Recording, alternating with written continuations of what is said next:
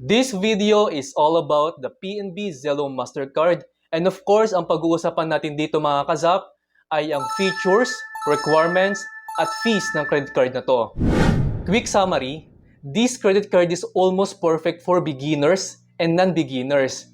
Kaya siya tinawag na Zelo because it comes with zero annual fee and low interest rate. Kaya lang, ika nga natin, you can't really have it all dahil ang credit card na to, it doesn't earn any rewards. Pero, kung wala ka naman pakialam sa rewards or points na pwede mo makuha sa isang regular na credit card, itong card na to ay perfect para sa'yo. Hello mga kazap, this is Marky De La Cruz and welcome back to my YouTube channel.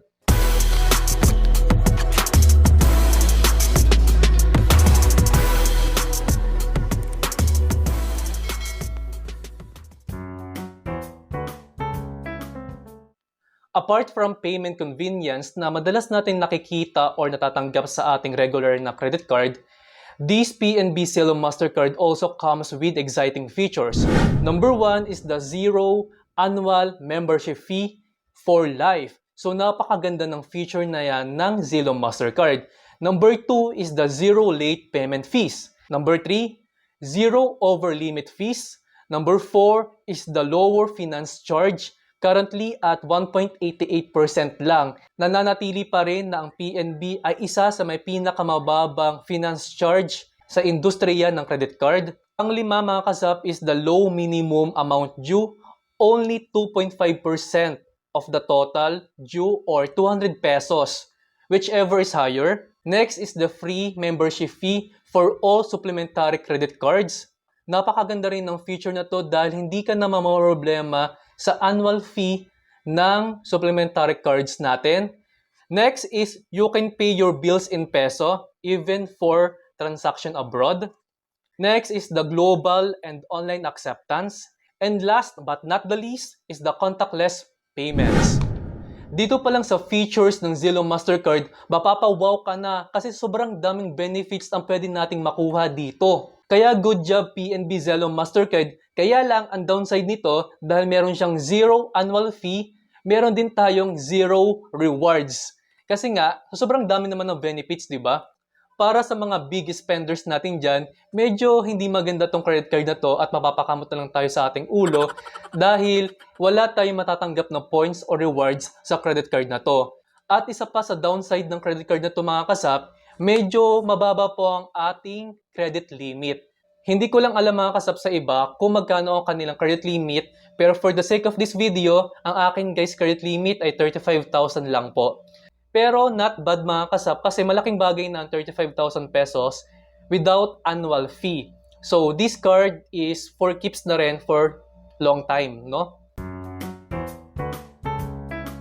To apply for PNB Zelo Mastercard or any PNB credit cards, you must consider these qualifications and requirements. Una sa list natin mga kasap ay you must be 21 to 65 years old. And ang pangalawa natin ay ang annual income natin na may at least 120,000 pesos. For those who are employed, private man or government, or for those who are self-employed or may sariling negosyo, and for those who are foreign national, you must check my description box. Andyan lang guys yung qualifications and requirements natin. Medyo madami kasi mga kasap, hindi ko naiisa-isahin dyan. Basahin nyo na lang mga kasap kung saan kayo category na papasok dyan.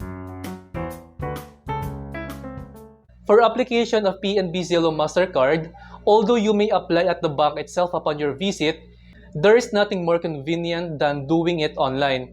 Or, pwede po kayong humanap ng agent via online. You can always find one online such as sa Facebook, sa Threads, sa Instagram, or even dito sa ating TikTok and YouTube. To apply online naman mga kasap, you can check my description box. Andyan lang guys yung ating step-by-step guide na pwede nyong sundan. And of course, andyan din yung ating link ng ating credit card ng PNB na pwede nyong i-click para ma-direct kayo sa website na yon.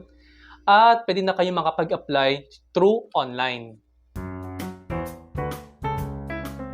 For the pros and cons naman ng Zelo Mastercard ng PNB, this is my honest review. Number 1, it may be the best credit card sa lahat ng credit card na pwede nating hawakan kung ito ay may rewards points din na pwede nating tanggapin.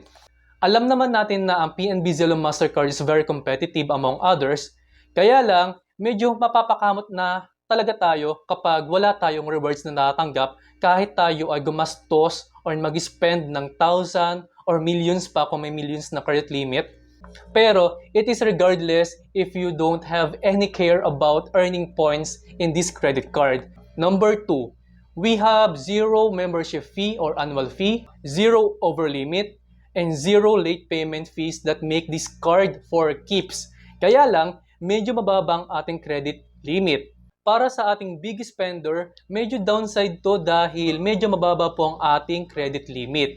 Pero siguro naman mga kasap, kung ito ay main credit card na ginagamit mo araw-araw or linggo-linggo, pwede ka naman increasean or kung medyo generous ang PNB para sa'yo, lalaki ang ating credit limit. Pero this is not for sure. Ang maganda rin dito mga kasap, kahit ang ating supplementary cards ay wala ring membership fee or zero annual fee for life din.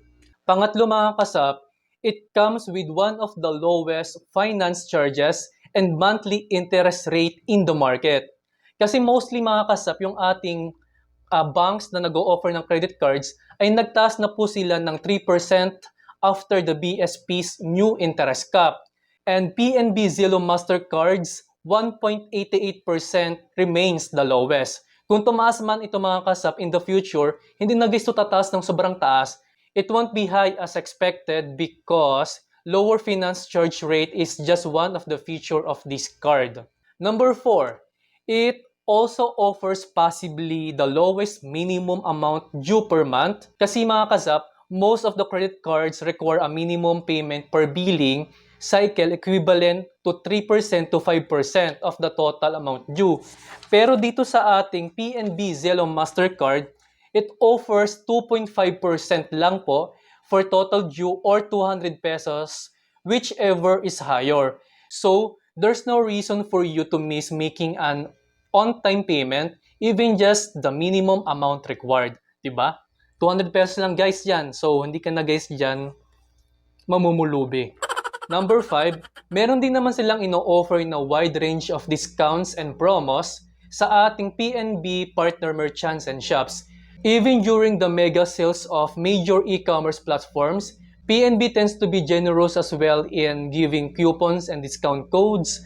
Just subscribe to email and SMS notifications.